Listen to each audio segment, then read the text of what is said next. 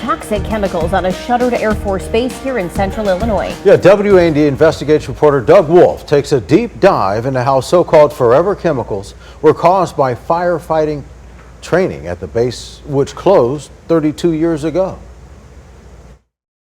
Chanute Air Force Base in Rantoul, at one time a training facility for military firefighters.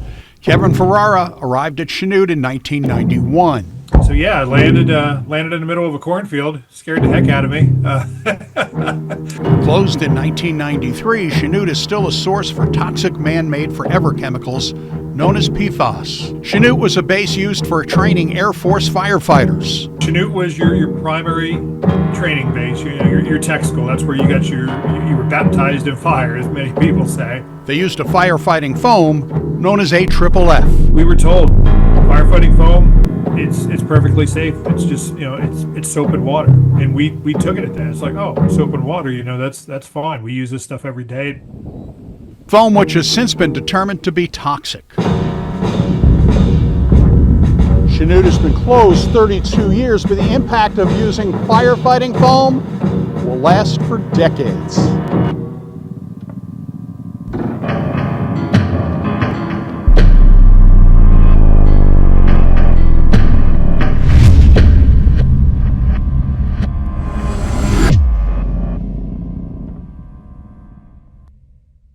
PFAS from firefighting foam get into the ground and drinking water. The CDC says they are connected to cancer and other health effects, which are leaving veterans sick or dying. Kidney cancer, testicular cancer, colon cancer, bladder cancer. We're starting to see some rare forms of brain cancer. The Air Force is currently in a multi-year process of investigating where PFAS are located at Chanute and how much is there. A second Illinois location, Scott Air Force Base in downstate Belleville, has also used AFFF for training firefighters, and PFAS are a problem at that base with similar dangers. PFAS is a forever chemical. It is, if you've been exposed to it, it is very dangerous and something that we want to eliminate. Congresswoman Nikki Budzinski represents Decatur, Champaign, Springfield, and areas near Scott. This is not actually, sadly, an uncommon story. There are other military bases similar to Scott that have similar concerns. Dr. Craig Bash is a veterans medical advisor who has also testified before the Board of Veterans Appeals to help veterans receive VA benefits. But the truth of the matter is every base has toxic water. Dr. Bash previously testified on behalf of a Chanute veteran who had several medical issues, including cancer. That case was toxic water. The water can cause all kinds of cancers. Dr. Bash tells WAND News firefighting foam used for training will often get into the drainage system on military bases, goes into the water table, eventually up to a water tower, and ends up in the drinking water. Everything from firefighting foam, jet fuel, solvents, and degreasers end up going down drains. What happens at the bases, all the bases have little drain holes, right? Little drain holes. And the water from the airplanes, the tanks all goes down these little drain holes. And it goes down directly into the water table. You can prove they had exposure because they have to drink water when they're there. There's no way to get around it. So we would just simply wash it down the stormwater drains, the stall drains, and it would go into the stormwater and then where it went from there, into the sanitary sewer systems. Some of the highest levels of PFAS ever detected in the U.S. have been found at military installations. Jared Hayes is a senior policy analyst at the Environmental Working Group, which specializes in research and advocacy in the areas of toxic chemicals and drinking water pollutants. Decades of use built up into the soil and the groundwater at that site. At Scott Air Force Base, Jared says two different types of PFAS are at extremely high levels. Those two at over 100,000 parts per trillion. And to put that into some context, the EPA has said that the safe level for those two types of PFAS is just 4 parts per trillion. And the cost to clean up PFAS at Chanute? The cost to complete, as of the last time we calculated it last year, is going to be $37 million.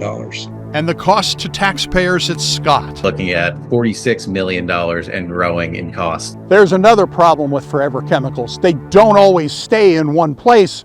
In fact, they can migrate into other areas. So that chain link fence that separates Chanute from the civilian side, that's not a very good barrier. We've taken 496 groundwater samples from the shallow aquifer. We've taken 755 soil samples. Paul Carroll is with the Air Force, which is investigating several locations at the former base to see exactly where PFAS contamination is located.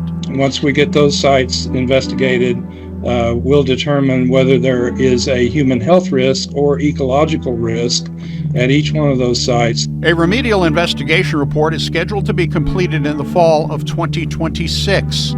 Actual cleanup of the contaminated locations will begin sometime later once the appropriate steps needed are determined. It's just going to be a long, lengthy process to remediate it once we get things started. In recent years, the military phased out the use of AFFF firefighting foam, although Kevin points to records showing it was known for years to be toxic. There's documentation, unclassified documents and reports that show the DoD and various branches of the military knew this stuff was hazardous but never told us. We found reports by the Air Force and Navy as far back as the 1970s, which showed concerns as to how the foam was impacting the environment and its toxicity on fish, while many veterans have to fight the VA for health care benefits. The truth was no, if they paid for all the medical stuff like they're supposed to, then the VA budget would have to be 3 times larger for the admin side. Toxic exposure in the line of duty. So it stays in the environment forever, it stays in your blood forever,